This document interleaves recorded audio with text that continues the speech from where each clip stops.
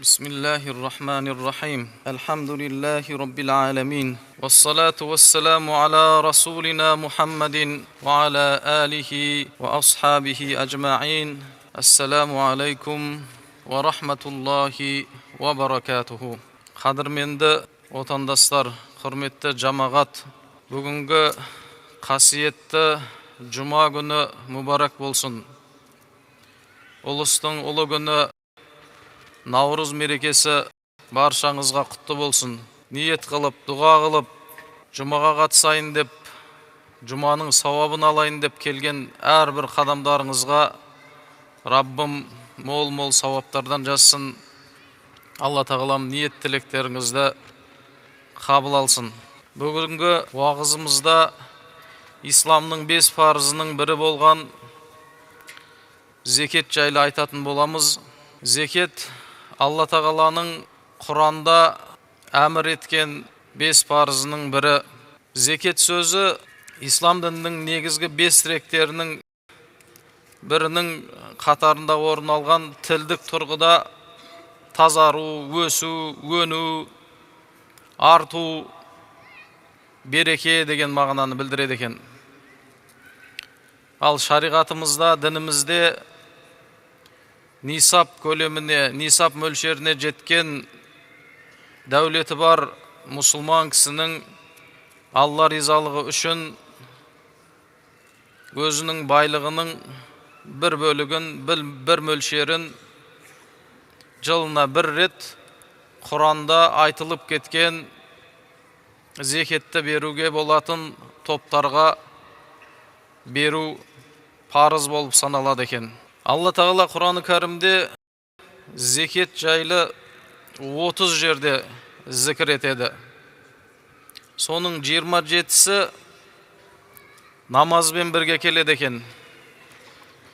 Демек біз бұдан түсінетініміз исламның 5 шарты,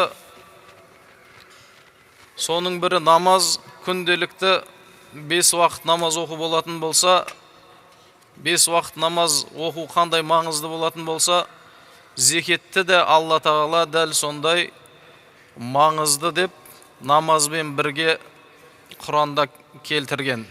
Астаизу билlah ва ақимус салата ва атуз зака. Намаздарыңды толық орындап, зекеттеріңді беріңдер.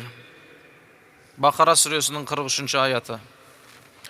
Ардақты пайғамбарымыз Алла тағаланың оған салаваты мен сәлем болсын. Буниял исламу аля хамсин. Шахадати алла илаха иллаллах. Ва анна Мухаммадан Расулуллах. Ва иқамис салат. Ва итаиз закат. Ва сауми шахри Рамадан. Ва хаджил байт. Ислам мына 5 нәрсеге негізделген. Біріншісі, Алладан басқа Құдай жоқ екендігіне және Мұхаммед саллаллаху алейхи ва салламның оның елшісі екендігіне куәлік беру. Екіншісі, намазды орындау. Үшіншісі, зекет беру. Төртіншісі, Рамазан оразасын ұстау. Бесіншісі, шамасы келетін, жағдайы келетін кісіге қажылыққа барып, Алла тағаланың үйіне барып, қажылық жасау. Бұл жайлы Абай атамыз, Хакім Абай, руза, намаз, зекет, хаж талассыз іс. Жақсы болсаң, жақсы тұт, бәрін тегістеп, мұсылман адамның 5 парызын толығымен орындау керектігін айтып кеткен. Пітір садақасы зекеттен бұрын түсірілді. Рамазан айында Бұхаридің риуаятына қарағанымызда Рамазан айынан кейін пайғамбарымыз саллаллаху алейхи ва саллам Мәдинаға келген кезең еді. Зекет парыз етілді. Кімдер зекет береді? Зекет беретін адам бірінші мұсылман болуы тиіс, Аллаға иман келтірген болуы тиіс. Екінші, нисап көлеміне жететін дүние мүлкі болуы тиіс екен. Фиқх кітаптарында бұның мөлшерінің 80 грамм алтыны бар адам нисап мөлшеріне жеткен адам болып есептеледі екен. Мал шаруашылығымен айналысатындар 5 түйесі болу керек екен, кем дегенде 30 сиыры болу керек екен. Сиырдан, қой мен ешкіден 40 шақты қой мен жаңағыдай ешкісі бар адам зекет береді екен. Енді біз ойлауымыз мүмкін, зекет өте бай адам болу керек, пәлен жаңағыдай кәсіптері болу керек. Жоқ, зекеттің мөлшері осы 80 грамм алтыны бар, немесе 5 түйесі бар, немесе 30 сиыры бар, немесе қой мен ешкісінің 40 шақты қой мен ешкісі бар адам, егер малы көбейетін болса, қолында 1 жылдан астам кемеймей тұратын болатын болса, ол адам зекет беретін, шариғат бай деп көрсеткен адамның қатарына жатады екен. Дініміздегі бай адам, міне осы нисап мөлшеріне жеткен адам бай деп саналады екен. Жылына 1 рет қажеттіліктерінен бөлек осындай дүниесі бар болса, зекет береді екен. Үшінші, зекет беретін адамның байлығы артып отыру керек екен. Артып отыру керек екен, артатын кәсіп болу керек екен. Төртіншісі, зекет берілетін байлыққа 1 жыл толу керек. 1 жылдан асу керек. Бесіншісі, ол адамның қарызы болмау керек екен. Зекет кімдерге беріледі? Қандай адамдарға зекет беруге болады? Бұл жайында да Раббымыз Алла Тағала Құраны Кәрімде былай деп баяндайды. Тәубе сүресінің 60 аятында: Астаизу билла, иннамас садақату лил фуқараи вал масакини вал амилина алейха вал муаллафати қулубухум ва фир риқаби вал ғаримин ва фи сабилиллахи ва ибнис сабил фаридатан миналлахи валлаху алимун хаким. Енді осы Құрандағы Алла Тағаланың зекетті беруге болатын осы ретін айта кетейік. Бірінші, Тәубе сүресінің 60 аятында мұқтаждарға деді. Мұқтаж деп кімді айтамыз? Мұқтаж дегеніміз бай болып саналмайтын, нисап мөлшеріне шариғат бай деп көрсетпеген, мөлшерге жетпеген адамдардың барлығына беруге болады екен. Екінші, кедейлер деді. Кедейлер дегеніміз кімдер? Кедейлер деп ештеңесі жоқ жітіктерді айтамыз. Үшінші, зекет жинаушылар, яғни сол зекетті жинап халыққа үлестірумен айналысатын қызметкерлерге беруге болады екен. Төртінші, жүректері жұмсарған адам, яғни ислам дінін жаңадан қабылдап, дінді енді түсініп келе жатқан адамды ынталандыру үшін, дінге деген оның қызығушылығын арттыру үшін беруге болады екен. Бесінші, құл азат етуге беруге болады екен. Енді бұл қазіргі біздің дәуірімізде құлдық дәуір жоқ болғандықтан бұны айтпасақ та болады. Алтыншы, қарызы бар адамдарға, яғни нисап мөлшеріне жетпейтін жағдайдағы қарызы бар адамдарға беруге болады екен. Жетінші, Алла жолындағыларға, яғни Алланың жолында, дін жолында қызмет етіп жатқан қызметкерлерге, медресе шәкірттеріне, дін қызметкерлеріне беруге болады екен. Сегізінші, жолаушыға. Егер дүние мүлкі жеткілікті, дүниесі, қаражаты елінде қалған, жолда қалған адам болатын болса, ақшасыз қалып қойған адам болатын болса, ондай адамға көмек ретінде зекет беруге болады екен. Енді зекет кімдерге берілмейді? Зекет берілмейтін адамдардың тобы: бірінші, өзінің әке-шешесі, ата-әжесі, одан үлкендері солай қарай кете береді, оларға беруге болмайды. Екінші, өзінің ұл-қыздары, ұл-қыздарынан тараған немерелері, немерелерінен тараған шөберелеріне беруге болмайды екен. Демек, өзіңіздің туған бауырыңызға, жақын ағайын туысқандарыңызға зекет беруге болады. Үшінші, әлі ауқатты адамдарға берілмейді, яғни нисап мөлшеріне жеткен адамдарға берілмейді. Төртінші, мұсылман емес адамға берілмейді екен. Бесінші, ерлі зайыптылар бір-біріне зекет беруіне болмайды екен. Зекеттің қандай пайдалары бар? Зекет, ислам ғалымдары айтады, адамның дүниесінің ішіндегі, оның байлығының ішіндегі құрт сияқты, оның дүниесін жеп бітіретін нәрсе дейді. Зекет бермесе, оны жаңағыдай дүниесін жей береді екен. Сіздің адал ақшаңыз бар, соның ішіндегі арам ақша деп түсіну керек екен зекетті. Соны беру арқылы бірінші адам не істейді екен? Өзін тазартады екен, өзінің жан дүниесін тазартады екен. Зекет беру, оны алушыдан бөлек бірінші орында өзіне пайдалы екен. Адамның бойын тазартады. Өйткені Құран-ы Кәрімде бұл жайлы аяттар көп келеді. Адам өзіне берілген дүниеден басқа біреулерге беруі өте қиын екен. Адамның жаратылған табиғаты сондай. Сондықтан Алла Тағала Құран-ы Кәрімде 30 рет айтып, зекеттің өзін, одан бөлек садақаны қанша рет келеді.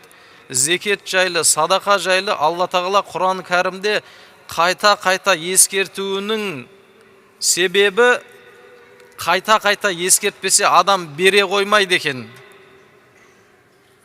Қайта-қайта ескертпесе адам анау дүниесінен шығарып беруі қиын болады екен. Сондықтан да зекет алушыдан бөлек бірінші орында берушіге жақсылық алып келеді екен. Оның рухани ауруы, сараңдық ауруы, өзінің дүниесінен бөліп бере алмауы, осы ауруды зекет емдейді екен. Мына аятты айта кетейік. Хашр сүресінің 9 аятында Алла Тағала Астаизу билла وَمَنْ يُوقَ شُحَّ نَفْسِهِ فَأُولَٰئِكَ هُمُ الْمُفْلِحُونَ. Кім өзінің сараңдығынан сақталған, қорғалған болса, міне солар табысқа жетушілер. Міне солар табысқа жетушілер дейді. Демек, адамның нәпсін, рухани жан дүниесін зекет тазартады екен. Адамға қолында барды Алла жолында жұмсауды үйретеді екен.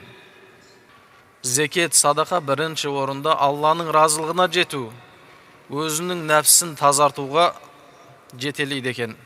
Құранда Тәубе сүресінің 103 аятында зекетке қатысты мынаны былай дейді.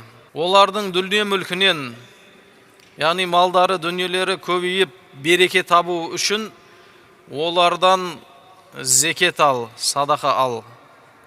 Сол арқылы тазартып, күнәларынан арылт дейді. Пайғамбарымыз саллаллаху алейхи уассаламға зекетті алуға бұйырды. Пайғамбарымыз саллаллаху алейхи уассалам дүниеден өткеннен кейін Хазіреті Әбу Бәкірдің дәуірінде зекет бермейміз, исламның басқа әмірлерін, бұйрықтарын орындаймыз, бірақ біз зекет бермейміз дейтін бір топ шықты. Хазіреті Әбу Бәкір исламның 5 парызын орындату үшін соларға соғыс ашты. Алла елшісінің халифалары орындалмаған кезде сондай соғыс ашатындай Алланың бұйрығы екенді зекет. Міне сондықтан зекетті берген адамға бірінші орында пайда екен. Демек, зекет бермесе Алла Тағаланың ашуына қалады, Алланың бұйырған парызын орындамаған болады екен.